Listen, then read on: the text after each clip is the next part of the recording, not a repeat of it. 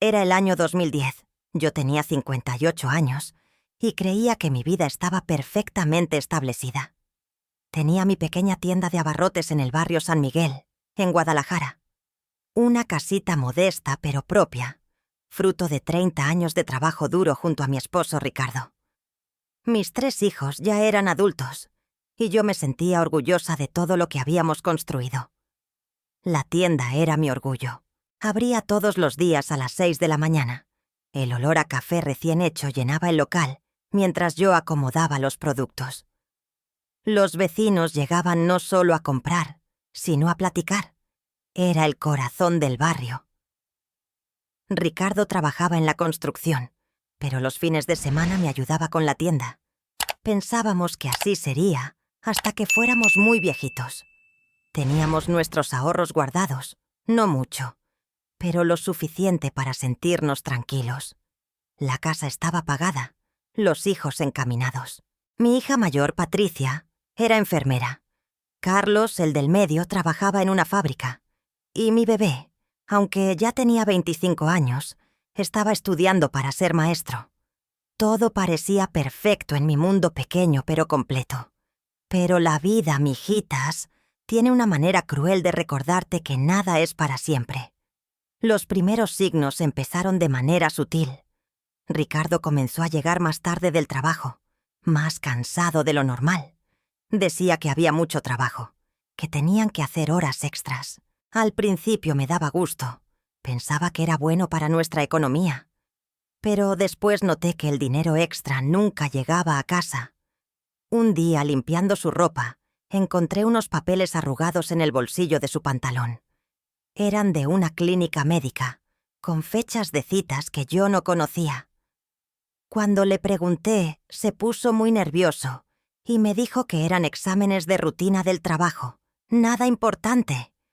Pero algo en su mirada no me convenció. Los meses pasaron y Ricardo empezó a cambiar. Ya no me ayudaba en la tienda los fines de semana. Se quedaba en casa, viendo televisión, como perdido en sus pensamientos. Cuando le hablaba, parecía que no me escuchaba. Por las noches, lo sentía inquieto, dando vueltas en la cama.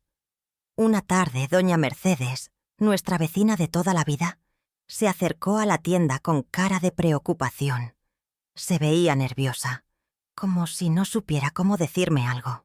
Finalmente, bajando la voz, me dijo: «Carmo, mija, no sé si debería decirte esto, pero vi a Ricardo en el hospital público el otro día. Estaba en la sección de oncología». Se me heló la sangre. Oncología. Cáncer. Mi Ricardo tenía cáncer y no me había dicho nada. Esa noche lo esperé despierta. Cuando llegó lo enfrenté con lo que sabía. Al principio negó todo, pero cuando vio que no iba a rendirme, se derrumbó. Se sentó en la mesa de la cocina y comenzó a llorar como un niño. Tenía cáncer de pulmón, etapa avanzada. Los doctores le habían dado 6 meses de vida y ya habían pasado 4. «No quería que sufrieras antes de tiempo», me dijo entre lágrimas. «Quería resolver esto solo, encontrar la manera de curarse sin preocuparte». Pero la verdad era que no había cura. Los tratamientos eran caros y solo le darían unos meses más de vida con mucho sufrimiento. Mi mundo se derrumbó esa noche, pero aún no sabía que esto era solo el comienzo de mi pesadilla. Los siguientes meses fueron los más difíciles de mi vida. Ricardo empeoró rápidamente. Tuvimos que cerrar la tienda algunas veces porque yo no podía dejarlo solo. Los gastos médicos comenzaron a consumir nuestros ahorros. Vendimos el carro, empeñamos las joyas que tenía, incluso vendí algunos muebles. Mis hijos trataron de ayudar, pero cada uno tenía sus propios gastos. Patricia había tenido un bebé y estaba con licencia de maternidad. Carlos había perdido su trabajo en la fábrica por la crisis económica, y mi hijo menor aún estudiaba y trabajaba medio tiempo para pagarse la escuela. Ricardo murió un martes de marzo, a los 6 meses exactos del diagnóstico. Fue en la madrugada, Yo estaba dormida a su lado cuando su respiración se detuvo. Cuando me desperté y lo vi tan tranquilo, tan en paz, supe que se había ido.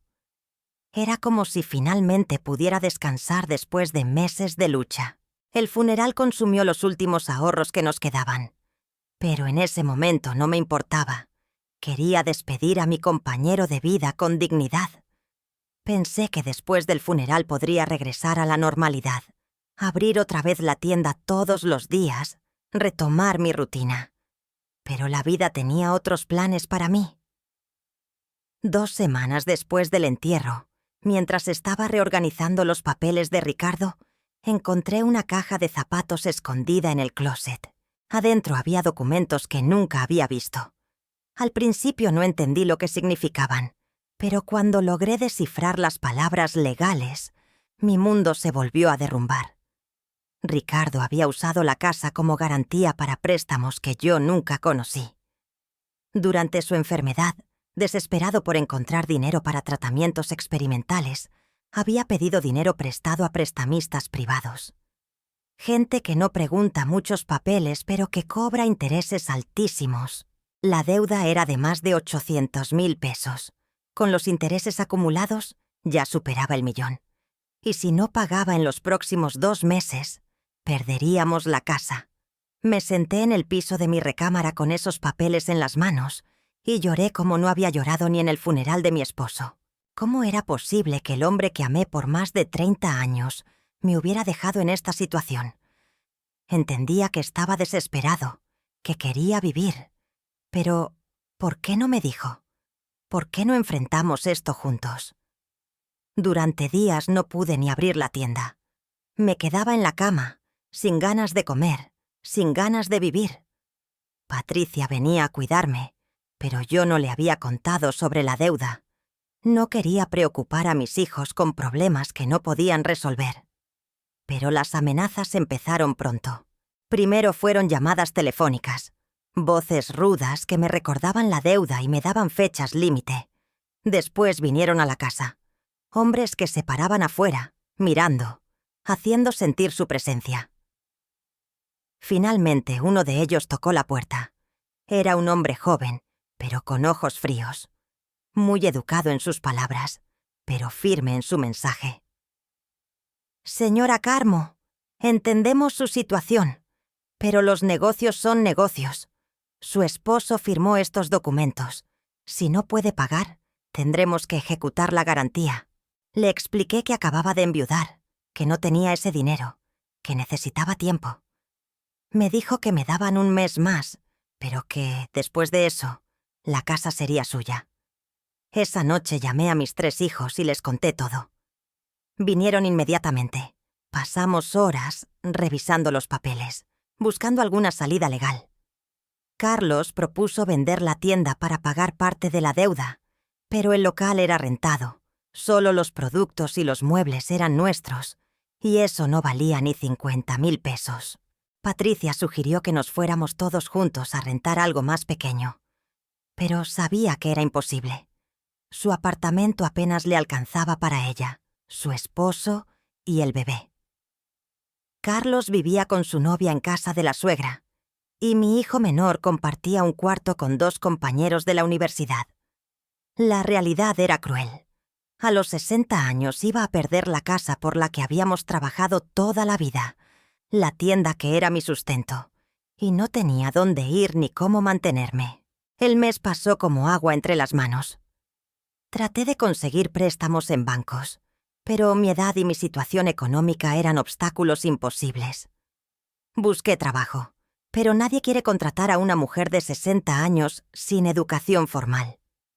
Mi única experiencia era mi tienda, y eso no le interesaba a nadie. Llegó el día. Vinieron con papeles legales y cerrajeros. Me dieron 2 horas para sacar mis cosas personales.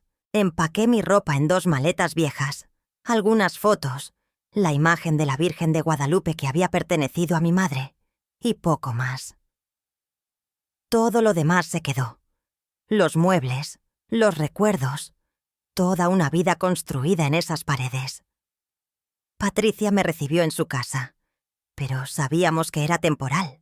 Su apartamento de 2 recámaras ya estaba apretado con ellos 3 y el bebé. Me dieron el sillón de la sala para dormir, y aunque nunca me dijeron nada, yo sabía que mi presencia complicaba su rutina familiar. Carlos y mi hijo menor vendieron sus pocas cosas de valor para darme algo de dinero, pero era obvio que ellos también batallaban económicamente. No podía ser una carga para mis hijos. No después de que habían trabajado tanto para salir adelante. Durante las noches, acostada en ese sillón, pensaba en cómo había llegado a esa situación, a los 60 años, sin casa, sin trabajo, sin ahorros, dependiendo de la caridad de mis propios hijos. Había momentos en que pensaba que hubiera sido mejor morirme junto con Ricardo. Pero una mañana, cargando a mi nieto mientras Patricia se bañaba, el bebé me sonrió. Una sonrisa completa, de esas primeras sonrisas conscientes que dan los bebés. Y en ese momento entendí algo. Yo había criado a 3 hijos maravillosos. Había mantenido una tienda por años. Había cuidado a mi esposo hasta su último día. Tenía 60 años, no 90. Aún me quedaba vida. Y esa vida tenía valor. Esa tarde salí a caminar por el barrio donde había vivido tantos años. Pasé por donde había estado mi tienda. Ya había otro negocio, una papelería. Seguí caminando y llegué al mercado municipal. Era mediodía, la hora más movida. Vi a todas las señoras vendiendo sus productos. Frutas, verduras, comida preparada, artesanías. De repente recordé algo que había olvidado por completo. De joven, antes de casarme, yo sabía hacer tortillas como nadie. Mi madre me había enseñado, y yo tenía unas manos especiales para la masa. Durante los primeros años de matrimonio, hacía tortillas para vender a las vecinas para ganar dinero extra. Dejé de hacerlo cuando abrimos la tienda, pero el conocimiento seguía ahí. Regresé a casa de Patricia con una idea loca en la cabeza. Esa noche, después de que todos se durmieron, fui a la cocina y comencé a experimentar. Hice masa de maíz como recordaba que me había enseñado mi madre. Mis manos recordaron los movimientos, el punto exacto de la masa, el tiempo perfecto de cocción. Las tortillas me quedaron perfectas, suaves, delgadas, con ese sabor casero que ya casi no se encuentra. Patricia se despertó por el olor y bajó a la cocina. Cuando probó una tortilla recién hecha, me dijo: «Mamá, estas tortillas están increíbles. Saben como las que hacía tu mamá cuando yo era niña». Ahí nació mi plan. Al día siguiente fui al mercado municipal y hablé con el administrador. Le expliqué mi situación. Era viuda, necesitaba trabajar y quería rentar un pequeño espacio para vender tortillas hechas a mano. Me dijo que había un rinconcito disponible, muy pequeño, que nadie quería porque estaba en una esquina sin mucha visibilidad. La renta era de 800 pesos al mes. No tenía los 800 pesos, pero le prometí que se los pagaría en la primera semana. Algo en mi determinación lo convenció, porque me dijo que me daba una oportunidad. Mis hijos pensaron que me había vuelto loca. «Mamá, tienes 60 años.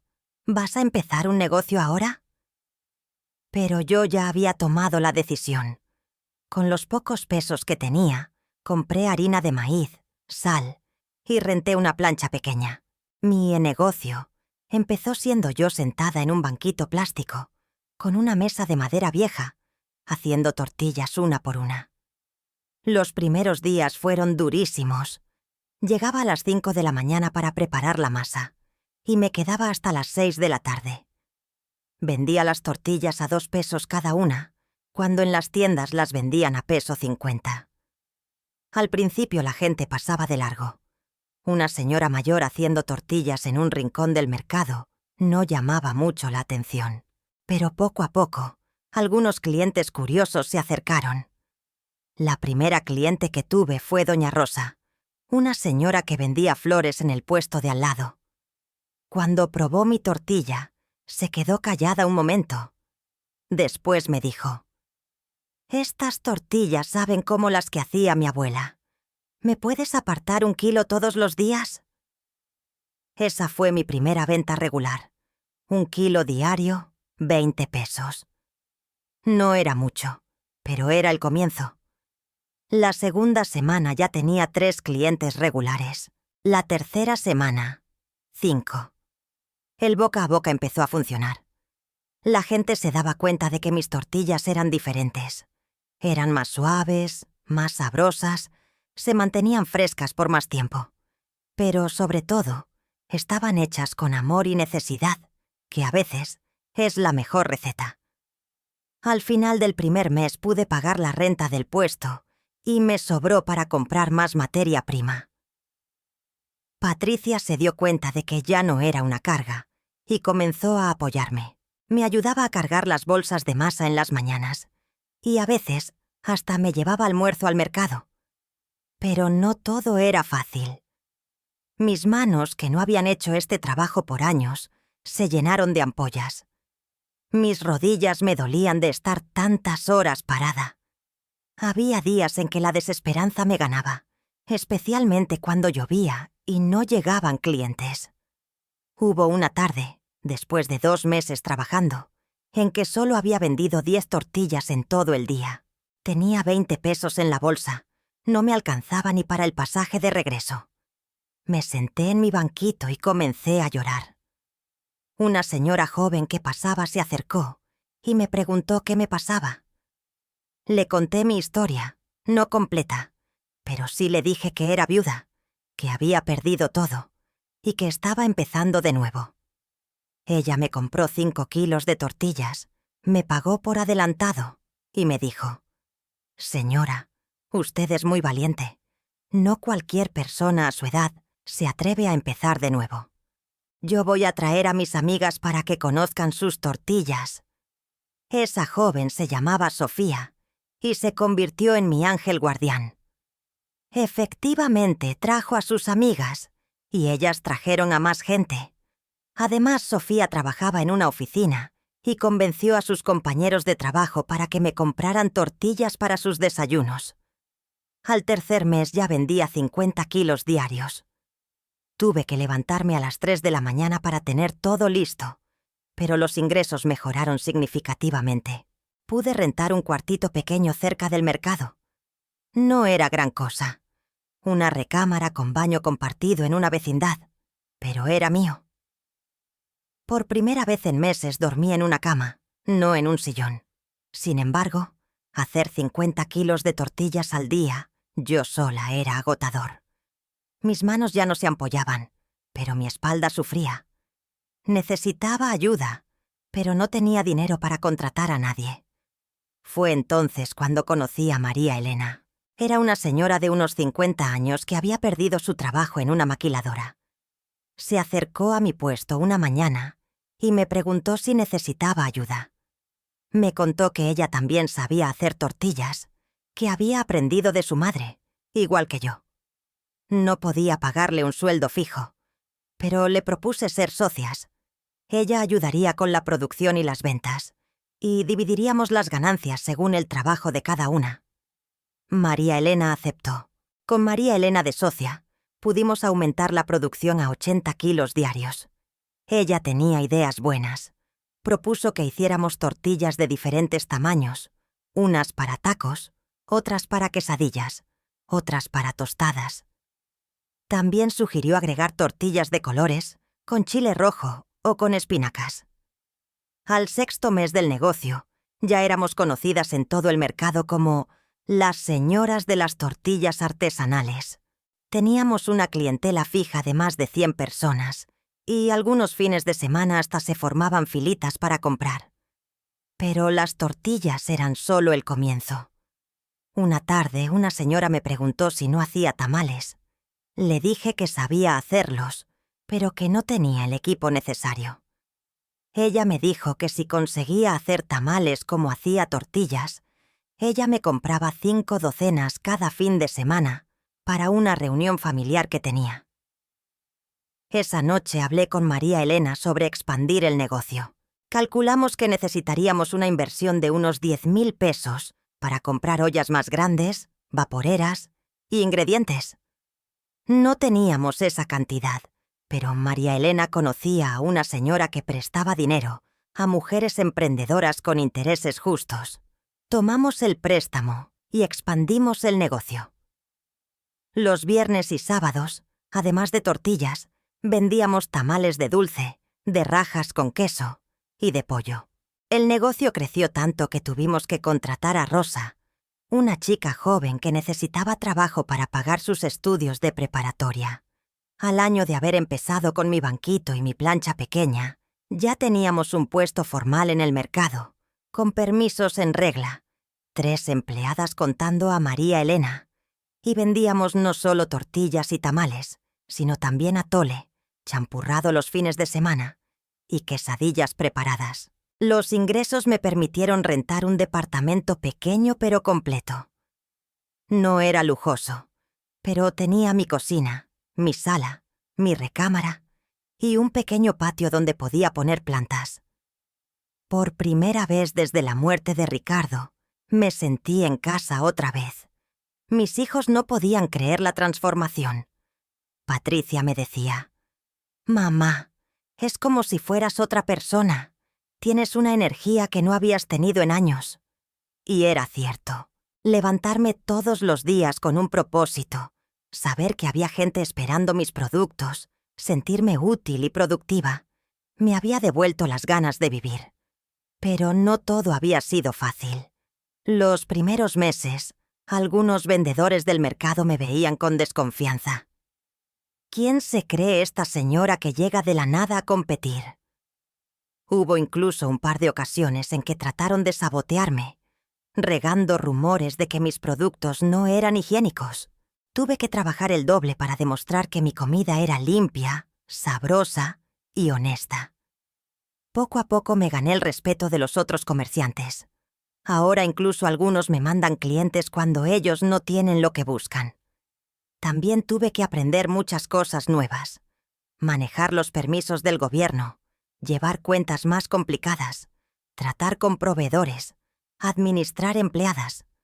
A los 60 años estaba aprendiendo cosas que nunca pensé que necesitaría saber, pero cada nuevo conocimiento me hacía sentir más segura, más capaz. El momento más emocionante llegó al año y medio de haber empezado. Una cadena de restaurantes pequeños se acercó para preguntarme si podía surtirles tortillas para sus sucursales. Querían tortillas artesanales, hechas a mano, como las mías. La orden era de 300 kilos por semana. Era una oportunidad enorme, pero también un reto gigantesco. Necesitaríamos expandir otra vez, conseguir un lugar más grande, contratar más gente, comprar maquinaria semi-industrial. La inversión era de más de 50.000 pesos. Esta vez no tuve que pedir prestado. Con las ganancias acumuladas del año y medio y un préstamo del banco, que ahora sí me lo dieron porque ya tenía un historial crediticio, pude hacer la inversión. Rentamos una pequeña nave industrial en las afueras de Guadalajara. Contratamos a 8 personas más. Compramos mezcladoras industriales, planchas profesionales, empacadoras. De ser una señora con un banquito, me convertí en la dueña de una pequeña empresa. Los primeros meses con el contrato de los restaurantes fueron complicados. Producir 300 kilos semanales, además de mantener la venta en el mercado, requería una organización que nunca había manejado. Hubo errores, retrasos, noches sin dormir, tratando de cumplir con todas las órdenes. Pero María Elena y yo nos apoyamos mutuamente. Ella se encargó de la supervisión en la planta, mientras yo mantenía el puesto del mercado y buscaba nuevos clientes. Rosa, que había empezado con nosotras como empleada de medio tiempo, ya era nuestra encargada de ventas. Al segundo año ya teníamos contratos con 5 cadenas de restaurantes, 2 hoteles y una empresa de catering.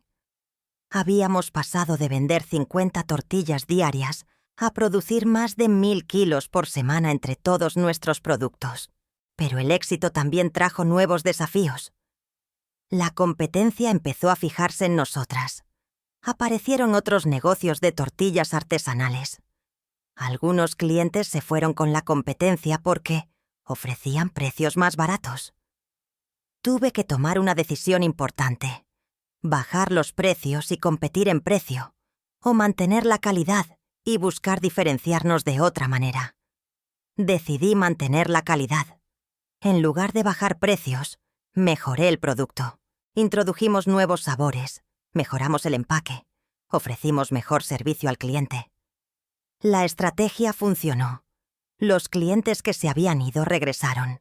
Descubrieron que las tortillas más baratas no tenían el mismo sabor, no duraban tanto frescas, no tenían el mismo cuidado en la preparación. También decidí expandir el negocio hacia productos relacionados. Empezamos a producir tostadas, tortillas para freír, masa preparada para tamales, e incluso comenzamos a vender los tamales congelados para que la gente los pudiera preparar en casa. Al tercer año, el negocio ya empleaba a 15 personas. Yo había pasado de ser una viuda sin hogar a ser una empresaria que daba trabajo a otras familias. Esa responsabilidad me llenaba de orgullo, pero también de presión. Una noche, revisando las cuentas del mes, me di cuenta de algo sorprendente. Habíamos generado ingresos por más de 300.000 pesos en un mes. Después de pagar salarios, materia prima, renta y gastos, nos quedaba una utilidad de 80.000 pesos. Era más dinero del que Ricardo y yo habíamos ganado juntos en nuestros mejores meses con la tienda de abarrotes. Pero lo más importante no era el dinero, era lo que había descubierto sobre mí misma. A los 60 años había aprendido que era capaz de cosas que nunca imaginé. Había enfrentado la pérdida, la desesperanza, la incertidumbre, y había salido adelante. Más que salir adelante, había prosperado. Mis hijos ahora me veían con otros ojos. Ya no era la mamá que necesitaba protección, sino una mujer fuerte e independiente que había construido algo importante. Patricia me decía: «Mamá, eres mi inspiración. Si algún día me pasa algo malo, voy a recordar tu historia para no rendirme». Carlos había encontrado trabajo otra vez y estaba ahorrando para casarse. Mi hijo menor se había graduado de maestro y conseguido trabajo en una escuela primaria. Los tres habían salido adelante, y yo también. Pero la historia no termina ahí. Al cuarto año recibí una llamada que cambiaría otra vez mi perspectiva de la vida. Era un representante de una cadena de supermercados nacional. Habían probado nuestros productos en algunos de sus restaurantes afiliados y querían saber si podíamos surtir a sus tiendas en todo el centro del país. Hablaban de un contrato por millones de pesos anuales. Era una oportunidad que podía convertir mi pequeña empresa en un negocio nacional. Pero también significaba cambios enormes, inversiones millonarias, cientos de empleados, responsabilidades que me asustaban. María Elena y yo pasamos semanas analizando la propuesta. Consultamos con abogados, contadores, expertos en la industria alimentaria.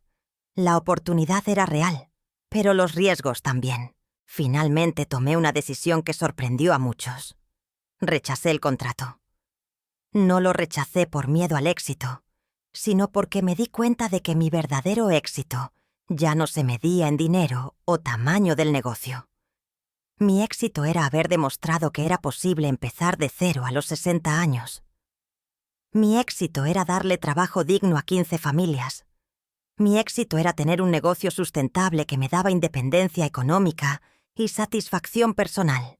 En lugar de crecer hacia los supermercados, decidí crecer hacia la comunidad. Abrimos una escuela pequeña donde enseñamos a otras mujeres a hacer tortillas y tamales para que pudieran empezar sus propios negocios. Muchas de nuestras graduadas ahora tienen sus propios puestos en mercados de la ciudad. También creamos un programa donde compramos maíz directamente a productores pequeños de pueblos cercanos, pagándoles precios justos y ayudando a sus comunidades. Hoy, 5 años después de haber perdido todo, tengo una vida que nunca había imaginado. Vivo en una casa pequeña pero cómoda. Tengo un negocio próspero que me da satisfacciones todos los días. Mis hijos están orgullosos de mí. Tengo 3 nietos que me ven como una abuela aventurera y valiente. Pero lo más importante, tengo la certeza de que soy capaz de enfrentar cualquier cosa que la vida me ponga enfrente. Perdí todo a los 58 años, pero encontré algo mucho más valioso. Descubrí mi propia fuerza. Muchas personas me preguntan cuál es el secreto para empezar de nuevo a los 60. La verdad es que no hay secretos mágicos. Lo que hay es decisión, trabajo duro y la certeza de que mientras tengas vida, tienes opciones. Cuando perdí la casa y me quedé sin nada, pensé que mi vida había terminado. Creí que a los 60 años ya era demasiado tarde para todo. Pero estaba equivocada. No era demasiado tarde. Era el momento perfecto. Tenía la experiencia de toda una vida, la sabiduría de los años y la libertad de quien ya no tiene nada que perder. El dolor de perder todo me enseñó a valorar cada pequeño logro. La humildad de empezar desde abajo me enseñó a tratar con respeto a todas las personas. La incertidumbre me enseñó a ser flexible y creativa. La soledad me enseñó a confiar en mí misma. Si hay alguien escuchando esto que está pasando por una situación difícil, que siente que ya no tiene opciones, que piensa que es demasiado tarde para empezar de nuevo, quiero decirte algo. Nunca es demasiado tarde. Mientras tengas breath en los pulmones y ganas en el corazón, puedes empezar de nuevo. No va a ser fácil. Habrá días en que querrás rendirte. Habrá noches en que te preguntarás si vale la pena el esfuerzo. Pero si persistes, si te levantas cada vez que caigas, si mantienes la fe en ti mismo, vas a descubrir fuerzas que no sabías que tenías. Yo perdí todo a los 60 años, pero encontré a la mujer más fuerte que jamás conocí. Yo misma. Cuando miro hacia atrás, ya no veo la pérdida de mi casa como una tragedia. La veo como el empujón que necesitaba para descubrir de qué estaba hecha realmente. Ricardo, donde quiera que esté, estaría orgulloso de lo que construí. Sé que sus decisiones al final no fueron las mejores, pero entiendo que las tomó desde el amor y la desesperación. Mis hijos ahora tienen una madre más fuerte y más segura de sí misma. Mis nietos tienen una abuela que les enseña con el ejemplo que nunca hay que rendirse, que siempre se puede empezar de nuevo. María Elena sigue siendo mi socia y mi amiga. Ella también transformó su vida junto con la mía. De ser una desempleada de 50 años se convirtió en una empresaria respetada. Ahora sus hijos estudian la universidad gracias al negocio que construimos juntas. Rosa, aquella chica que contratamos para que pagara su preparatoria, ahora es licenciada en administración y maneja toda la parte administrativa del negocio. A veces la miro y me veo a mí misma cuando era joven, llena de sueños y determinación. Todas las mujeres que han pasado por nuestra escuela de tortillas tienen historias diferentes, pero todas tienen algo en común.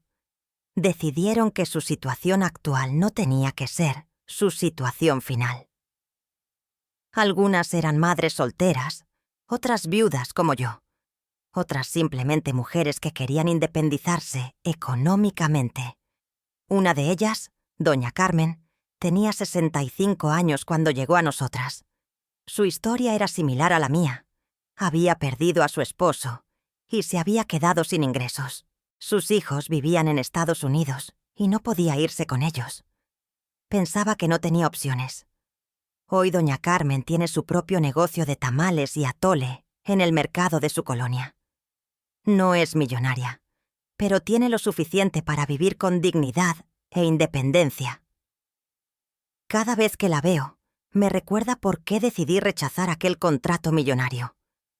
El verdadero éxito no se mide en números, se mide en vidas transformadas. Hay días en que me levanto temprano, antes de que salga el sol, y mientras preparo el café para empezar el día, pienso en todo lo que ha pasado. A veces me cuesta creer que la mujer que perdió todo hace 5 años y la empresaria que soy hoy sean la misma persona. Pero sí somos la misma. La diferencia es que ahora conozco mi propia fuerza. Ahora sé que puedo enfrentar cualquier tormenta y salir adelante. Ahora entiendo que la edad no es un límite, es una ventaja. Los años me han dado sabiduría, paciencia y la perspectiva para saber qué es realmente importante en la vida. Cuando era joven y tenía la tienda con Ricardo, trabajaba por necesidad, por obligación. Ahora trabajo por pasión, por propósito. Cada tortilla que sale de nuestra planta lleva un pedacito de mi historia, de mi esfuerzo, de mis sueños cumplidos. Los fines de semana, cuando no trabajo, me gusta ir a caminar por el barrio donde perdí mi casa. La nueva familia que vive ahí ha hecho mejoras bonitas. Tiene jardín y han pintado las paredes de colores alegres. Me da gusto ver que la casa está bien cuidada, que sigue siendo un hogar para alguien. A veces pienso que si Ricardo estuviera vivo, probablemente seguiríamos en esa casa, con nuestra rutina de siempre, sin arriesgarnos a nada nuevo. Su muerte y la pérdida de todo lo que teníamos me obligaron a descubrir partes de mí que nunca había explorado. No digo que valió la pena perder todo, porque el dolor fue real y profundo. Pero sí digo que todo lo que pasó me llevó a donde estoy ahora, y donde estoy ahora es un lugar bueno. Mis empleados no solo trabajan para mí, son parte de mi familia extendida. Celebramos juntos los cumpleaños, nos apoyamos en los momentos difíciles, compartimos los éxitos.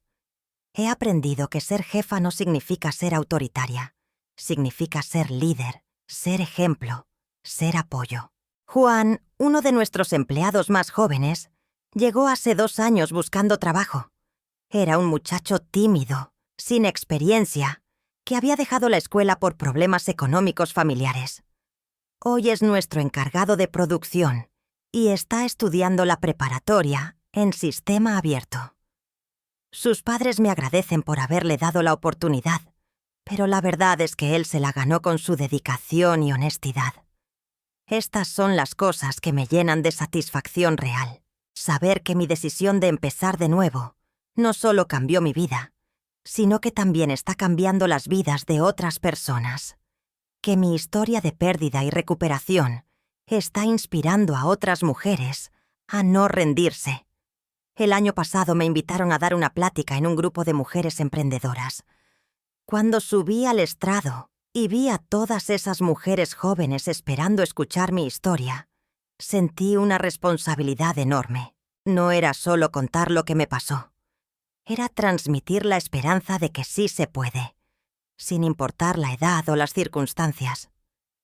Les hablé de mi banquito en el mercado, de las manos ampolladas, de las noches sin dormir, de los momentos de desesperanza. Pero también les hablé de la satisfacción de vender la primera tortilla, del orgullo de contratar al primer empleado, de la alegría de ver crecer el negocio día a día. Al final de la plática, una joven de unos 25 años se acercó llorando. Me dijo que había perdido su trabajo hace 6 meses, que estaba viviendo con sus padres, que se sentía fracasada y sin futuro. Si usted pudo empezar de nuevo a los 60, me dijo, yo puedo empezar a los 25. 6 meses después, recibí una foto por WhatsApp. Era esa misma joven en su pequeño puesto de jugos naturales que había abierto con un préstamo pequeño. Estaba sonriendo, orgullosa de su logro. Esos momentos me confirman que mi historia sirve para algo más que solo para mí. También he aprendido a manejar el éxito. Cuando empecé, mi único objetivo era sobrevivir, tener un ingreso básico para no depender de mis hijos. Nunca imaginé que llegaría tan lejos. El éxito puede ser tan difícil de manejar como el fracaso, porque viene con nuevas responsabilidades y expectativas. He tenido que aprender a decir no a oportunidades que no van con mis valores o mis objetivos reales. He tenido que resistir la tentación de crecer solo por crecer. He tenido que mantener los pies en la tierra y recordar siempre de dónde vengo. Uno de mis principios ahora es Nunca olvidar lo que se siente estar en el fondo. Por eso tratamos bien a todos nuestros empleados.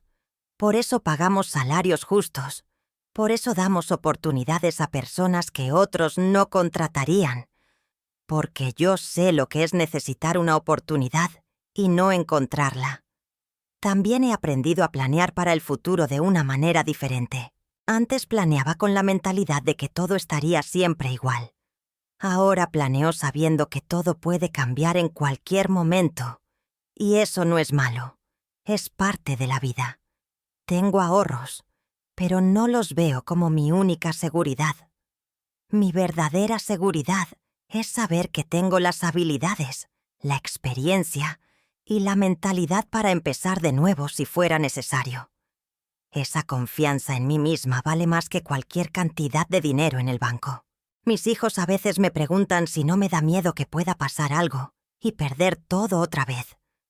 La verdad es que ya no le tengo miedo a perder cosas materiales. He aprendido que las cosas se pueden recuperar, pero el conocimiento, la experiencia y la fuerza interior que he ganado, eso nadie me lo puede quitar. Si mañana perdiera el negocio, la casa, los ahorros, sé que podría empezar de nuevo. Tal vez no con tortillas, tal vez con algo completamente diferente. Pero empezaría, y no empezaría desde cero. Empezaría desde la experiencia, desde la sabiduría, desde la confianza en mí misma que he construido estos años. Esa es la verdadera riqueza que he ganado. Saber quién soy y de qué soy capaz. Cuando las personas me conocen ahora, ven a una mujer exitosa, segura, próspera. No siempre ven la historia de dolor y pérdida que está detrás. Pero esa historia es parte fundamental de quién soy. Sin la pérdida no habría habido redescubrimiento. Sin tocar fondo no habría aprendido a nadar en aguas profundas. A veces pienso en cómo sería mi vida si Ricardo no hubiera muerto, si no hubiéramos perdido la casa, si todo hubiera seguido igual. Probablemente estaríamos viviendo una vejez tranquila, pero sin grandes emociones. Nunca habría descubierto que podía ser empresaria, líder, ejemplo para otras mujeres. No cambiaría el dolor que viví, porque ese dolor me llevó a crecer de maneras que jamás imaginé. El sufrimiento, cuando se enfrenta con coraje y determinación, se puede convertir en fortaleza. Ahora, cuando veo mujeres jóvenes quejándose de pequeños problemas, quiero decirles que no tengan miedo a las dificultades, que los obstáculos no están ahí para detenernos, están ahí para enseñarnos lo fuertes que podemos ser, que cada caída es una oportunidad de levantarse más fuerte. Pero también entiendo que cada persona tiene su proceso, su tiempo, su manera de enfrentar las cosas. No todos tienen que perder todo para descubrir su fuerza. Algunos la encuentran de otras maneras. Lo importante es estar abiertos a descubrir todo lo que llevamos dentro. Mi historia no es extraordinaria porque yo sea extraordinaria. Es extraordinaria porque demuestra que personas comunes y corrientes, cuando se enfrentan a situaciones difíciles, pueden hacer cosas extraordinarias. Todas tenemos dentro una fuerza que ni siquiera conocemos, hasta que la vida nos obliga a usarla. La abuela Carmo, que perdió todo a los 58 años, era una mujer común, con miedos comunes, con limitaciones comunes. La abuela Carmo, que construyó un negocio exitoso a los 60 años, es la misma mujer, pero que descubrió capacidades que no sabía que tenía. Ese es mi mensaje para ustedes. No importa la edad que tengan, no importa qué tan difícil sea su situación actual, no importa cuántas veces hayan fallado antes. Mientras tengan vida, tienen la posibilidad de empezar de nuevo, de descubrir nuevas facetas de ustedes mismos, de construir algo mejor de lo que tenían antes. No les estoy prometiendo que será fácil. Les estoy prometiendo que será posible si tienen la determinación de intentarlo y la paciencia de persistir. Mi negocio de tortillas empezó con un banquito y una plancha pequeña, pero más importante, empezó con una decisión. No me voy a rendir. Todo lo que vino después fue resultado de esa decisión inicial. Ustedes también pueden tomar esa decisión. Sin importar dónde están parados hoy, pueden decidir que su historia no termina aquí, que hay más capítulos por escribir, que sus mejores días pueden estar adelante, no atrás. Yo perdí todo y empecé de cero a los 60 años. Hoy tengo una vida más rica, más satisfactoria y más llena de propósito de la que tenía antes de perder todo. Si yo pude, ustedes también pueden. Mi nombre es Carmo. Tengo 65 años. Y esta es mi historia de cómo perdí todo y empecé de nuevo. Pero más importante, esta es mi historia de cómo descubrí que nunca es demasiado tarde para encontrar la mejor versión de ti mismo. Me cuentan en los comentarios. ¿Ustedes harían lo que yo hice? ¿Se atreverían a empezar de nuevo sin importar la edad? Team A. Los que creen que nunca es tarde para empezar. Team B. Los que piensan que después de cierta edad es mejor conformarse con lo que se tiene. ¿Cuál es la mayor lección que ustedes sacan de esta historia? Espero que mi historia sirva de inspiración para todos ustedes. Que cuando la vida los ponga en situaciones difíciles, recuerden que siempre, siempre hay una manera de salir adelante. Solo necesitan creer en ustedes mismos y estar dispuestos a trabajar por sus sueños. Un abrazo grande de la abuela Carmo. Nos vemos en la próxima historia. Y recuerden, nunca, nunca se rindan.